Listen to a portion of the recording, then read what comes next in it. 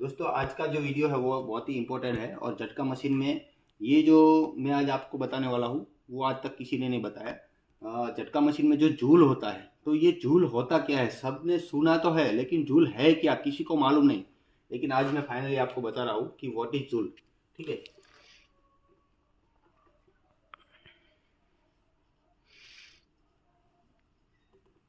What is joule. ठीक है, तो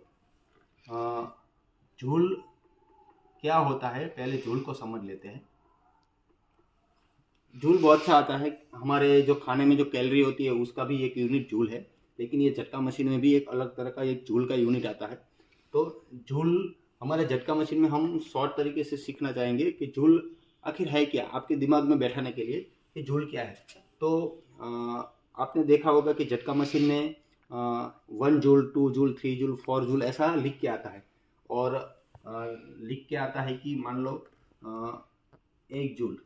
ठीक है, और उसी झटका मशीन में लिखा होता है कि 1 किलोमीटर।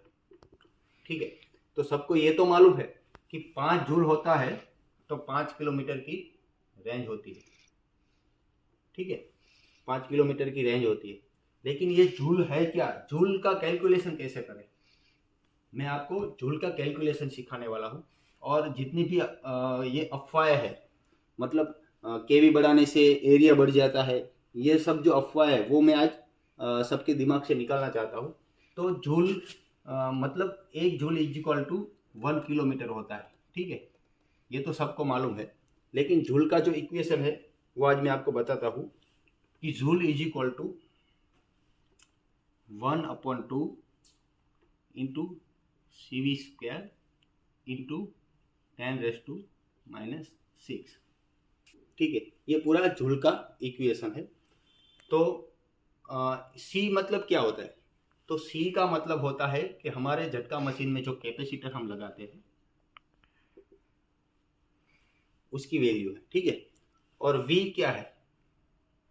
तो वी ये है कि जो हमारे झटका मशीन में जो पीसीबी है और पीसीबी से जो ट्रांसफार्मर है, ट्रांसफार्मर को जो इनपुट वोल्टेज हम दे रहे हैं, ठीक है, इनपुट वोल्टेज जो हम दे रहे हैं मतलब 500 से 600 ये है। ठीक है, तो उसका स्क्वायर है।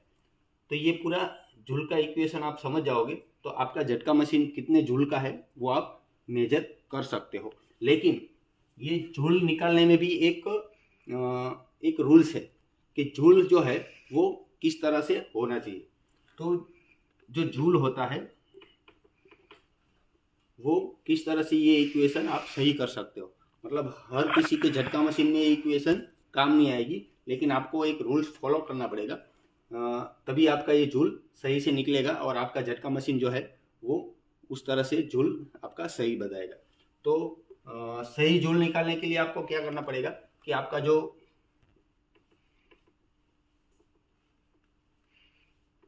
पावर और अर्थ का जो टर्मिनल है, ठीक है, उसके बीच में पावर और अर्थ का जो टर्मिनल है उसके बीच में आपको 500 ओम्स का रेजिस्टेंस लगा के, ये रेजिस्टेंस लगा के ये 10 वाट का होता है। ठीक है, कोई भी रेजिस्टेंस नहीं लगा सकते आप 500 ओम्स का।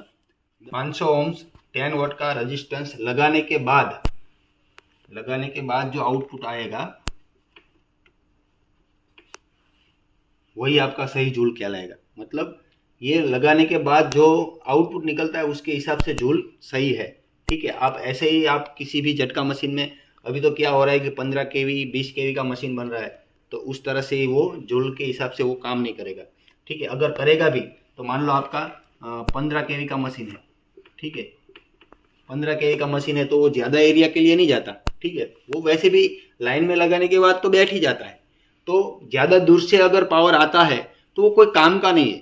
ठीक है, क्योंकि उसमें खाली वोल्टेज रहता है, करंट तो रहता नहीं। मतलब झटका मशीन की जो ताकत है, दूर जाने की जो ताकत है, वो ताकत नहीं रहती उस झटका मशीन में। इसलिए मैं आपको बार बार बोल रहा हूँ कि ज़्यादा दूर से झटका जो निकलता है, जिस झटका मशीन में और ज़्यादा केवी का मशीन है और ज़्यादा दूर से करंट जो निकल रहा है वो सारा फालतू का है, वो कोई काम का नहीं है और वो गलत है। मतलब गवर्नमेंट रूल्स के हिसाब से भी गलत है और लाइन में लगाने के बाद भी वो बैठ जाता है, उसका कोई मतलब ही नहीं है। और एकदम पतला सा और लंबा बिजली की माफी एकदम लंबा ये लीटी की माफी दिखता है। तो झटका मशीन का जो करंट है वो इस तरह से होना चाहिए, एकदम गोल गोल होना चाहिए, हमारी आंख जैसी रहती है ना उस तरह से गोल रहना चाहिए। अगर ऐसा ऐसा आपका झटका मशीन में करंट आ रहा है दूर से, इतना भी दूर से आ रहा है तो कोई काम का नहीं है, ठीक है।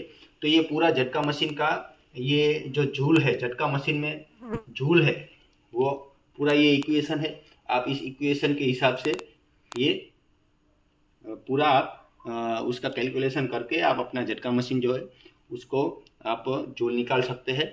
लेकिन झटका मशीन जो आपका है वो गवर्नमेंट रूल्स के हिसाब से होना चाहिए, ठीक है। गवर्नमेंट रूल्स के हिसाब से, रूल्स के बाहर आप अगर जाते हो तो वो कोई काम का नहीं है, ठीक है।